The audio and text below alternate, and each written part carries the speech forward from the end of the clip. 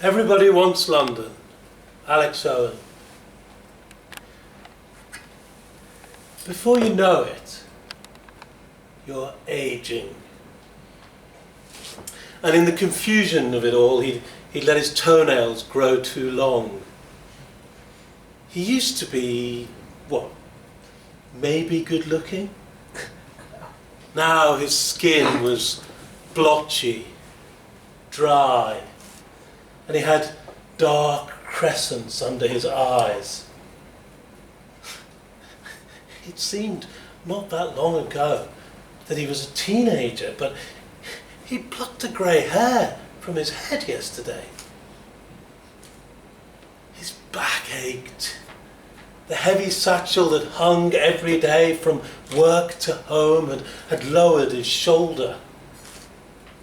It was always so difficult to get a seat. He was on his feet all day. He'd lost weight, gained weight. His clothes never fit. They were scuffed, stretched, fraying at the corners. There were loose threads. If you looked close enough, there were pale, worn patches, soft spots, even buttons missing on designer second-hand items. From a distance, though, he looked good. Enough. Good enough. Up close, he looked worse. So he paid £2,000 a month for a studio apartment in a back of beyond up-and-coming shithole in the wrong end of town. But his going price was easily pushing £1 million. His rent was still subsidised by his mother. The place had the best of intentions, all mod cons, spotlights and waste disposal unit, but 3 bulbs had gone and the unit clunked. The less said about the washer-dryer, the better. So he smelt of fabric softener and base notes of leaky loft. He hadn't got round to washing the dishes in a week. The dishwasher was faulty and the microwave was for show. It was dusty. A bottle of stainless steel cleaner sat unopened under the sink. The vacuum was old, but he couldn't afford a new one. If you keep the lighting low, though, life seems all right, and you look younger than you are. There is no dust, no lime scale, no dirt. Only when the lights are on do you see what you're living in.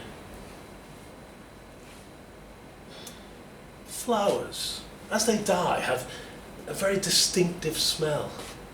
Bitter. He'd have to replace them before she'd arrive. He'd have to cut his nails too. Maybe they'd have sex.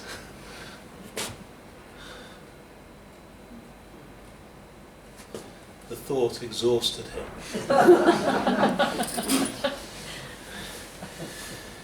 He arrived home at 9 p.m, left work at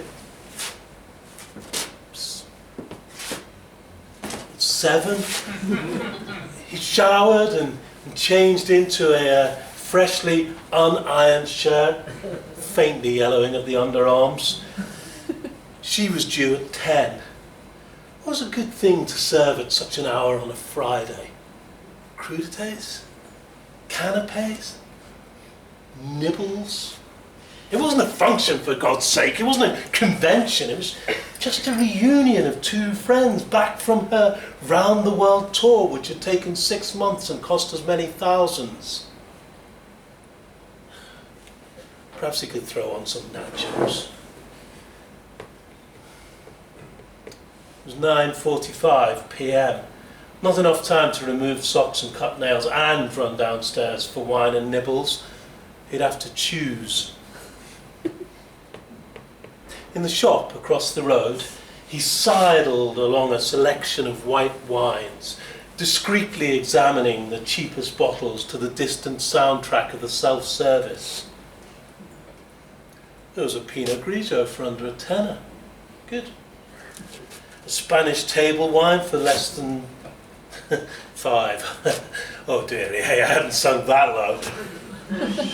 Chablis, Merlot. It was her dream to come here. And here he was, living it. The shining exemplar. Everybody wants a bit of London. Nobody wants to admit it wasn't worth it. He'd been here 15 years. It mustn't look cheap. White Zinfandel, 2 for 1. That's a compromise. She didn't know it was an offer.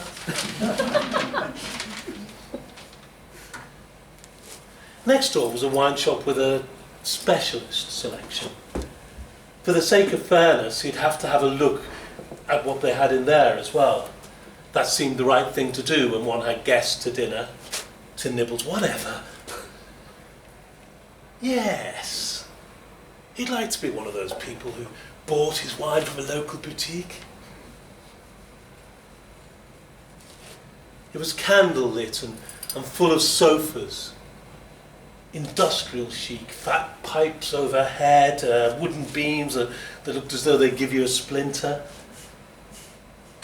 There were overly informal chalkboards upon which were smiley faces and the names of on-trend vineyards. Bargains weren't called bargains because they were written in calligraphy. They were introductory offers. Saving money is sensible, but nobody wants to be poor. He selected a bottle of Sauvignon Blanc, the absolute cheapest in stock. It's a crowd pleaser, right? Next door, with the wine under his arm, he grabbed a family-sized bag of crisps and a nondescript dip, just back in time into the flat, light a few candles, bin the flowers, switch on some music by 10:01 p.m.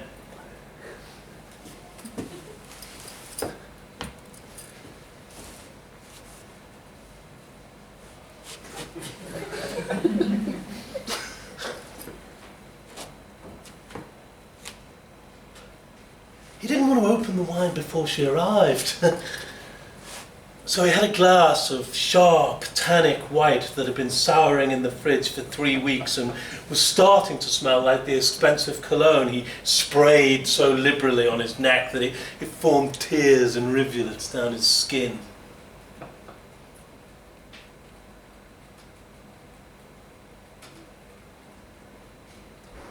He heard a plane. Siren. A knock. A knock! So she was cocked to the left, arm raised, face open. Action. She emitted a long, joyous hey sound. Tommy! Tommy! Yeah! In each hand, she held a bottle of white Zinfandel. 2 for 1. She had a flower in her fly-away salted hair and bangles on her tattooed wrists. There was a tatty bag slung over her shoulder, a great tinkling necklace. She wore a vintage coat, psychedelic leggings, boots and a tie-dye tank top. Her nose was pierced. She was tanned. Here she was, blogger, bangles and tattoos. "Hello, Harmony," he said, and she kissed both of his cheeks. Come in, come in." In the hallway, she threw off her bag and heavy coat, grunting with the release of weight. "Oh, I love your place," she said, elongating the central A of place at a pitch higher than the rest of the sentence. Then she did a little dance and she hugged him again. "So good to see you," she said. "Yeah, thanks for coming." He closed the front door. "Sorry I'm a bit late. I had to stop downstairs for some wine." "Ah," he said, gesturing for her to enter the lounge. "There's this great wine bar across the road." He'd never actually sat down inside it for a drink. "I picked up a nice bottle from there." "Ooh, loving your style," she said, screaming then at the overwhelming excitement of touring his flat. "This place is fantastic. Look at that view." In the distance were cranes and demolitions. He smiled, took the wine and went into the mirrored kitchenette. They hadn't seen each other in nearly 10 years. "It's a new build," he said, dipping into the fridge for the Sauvignon. "This block, a few years back." The screw top cracked as he twisted it open. From the cabinet, he took 2 ostentatiously large glasses in which he poured ostentatiously small amounts of wine. She clapped and patrolled the panoramic window. "Oh, it's ideal. This is the type of thing I'll be after when I move." "When are you planning to come?" he said. She turned, accepted the glass, took a swig. "A couple of months max, I reckon. I kept back some of my travelling money." It was 10:25 p.m. already. He had work at 9 the next day. He'd need to be up at 6. "Yeah, we must talk about that," he said, taking a seat on a ripped leather chair, slashed with its stuffing hanging out. "Your travels," she laughed. "You can imagine how dull life seems now." "Right," he said, handing her the glass while she lowered herself into a stumpy armchair designed specifically for the comfort of young professional urbanites. Tom would have liked to have travelled, but that wasn't the identity he chose. 200 years ago he might have undertaken a grand tour, but nobody real has the time or money for that now. Globalization, though, it's all coming to you. And it all burns the same eventually anyway. "I need to get out of my parents' place as soon as possible," she said. "I can't be 35 and living with my parents." Oops, he just had a little micro sleep. What did she say?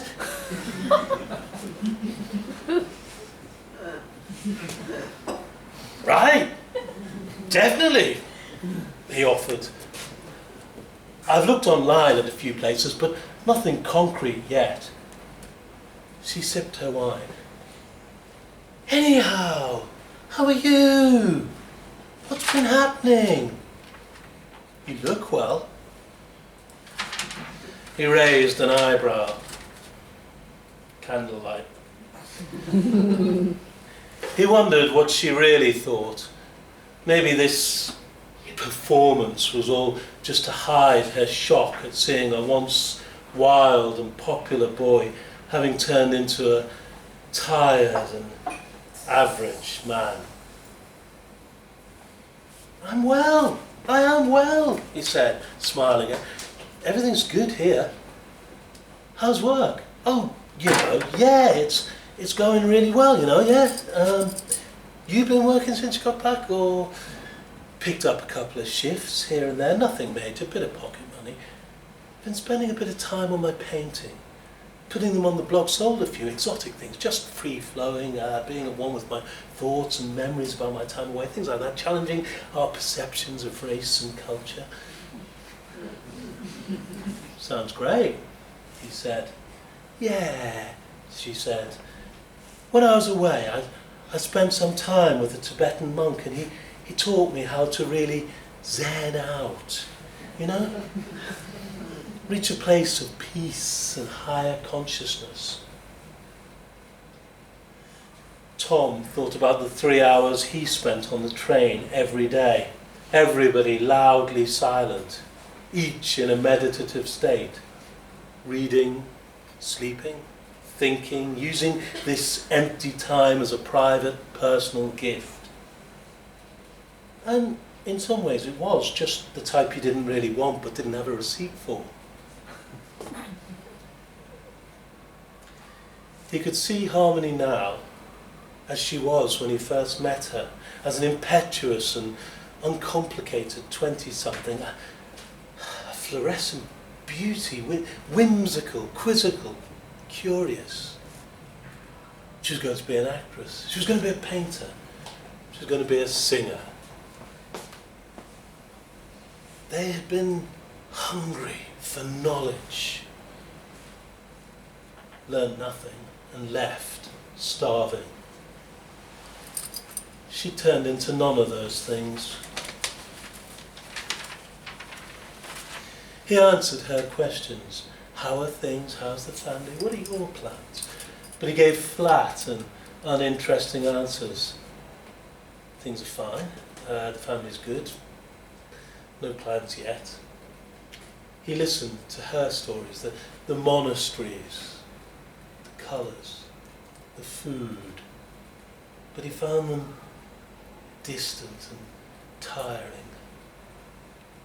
15 foreign years into adulthood, and neither of them had really changed. Who you are, he saw, doesn't. Just the person you're trying to be. Maybe he never really knew her. She thought she was a New Age hippie. He thought she had too much money. She'd been travelling. He'd eaten skinny gourmet burgers. She'd had a religious experience. He'd been drinking 2 for 1. And they'd been rewarded with convincing personalities. Are you okay? She asked. They'd drunk 2 bottles of wine. He drank too much. It was 1 a.m. When did that happen? Where did all the time go? Oh, yes. Everything's absolutely fine. I hope you're having a good first night in London. Oh, I am. Wonderful. They went to bed at 2 a.m. and Tom fell asleep confident in the knowledge that the evening had been a resounding failure. It hadn't even ended in sex.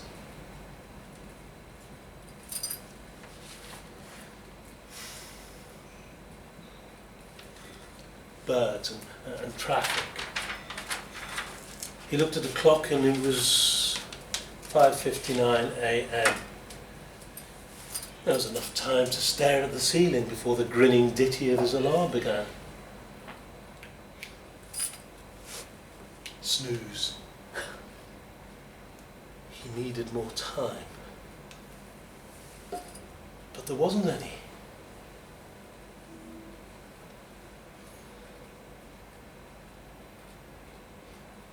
"7 a.m.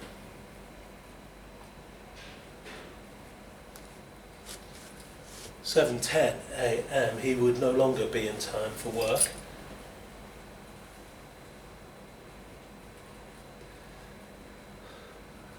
He was still looking at the ceiling at 7:30 a.m.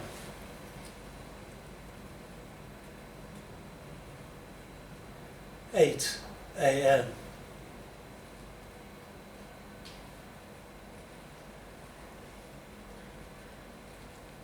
Next door, Harmony slept, absently, dumbly, freely. He got up and started to get dressed. Under the dead weight of broad daylight, there were smudges on the white walls of his bedroom.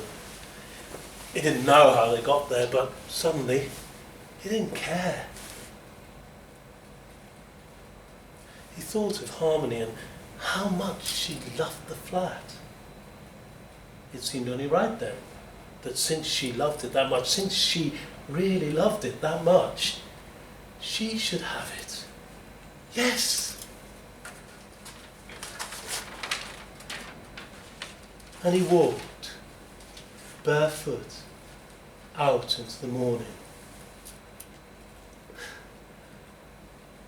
wondering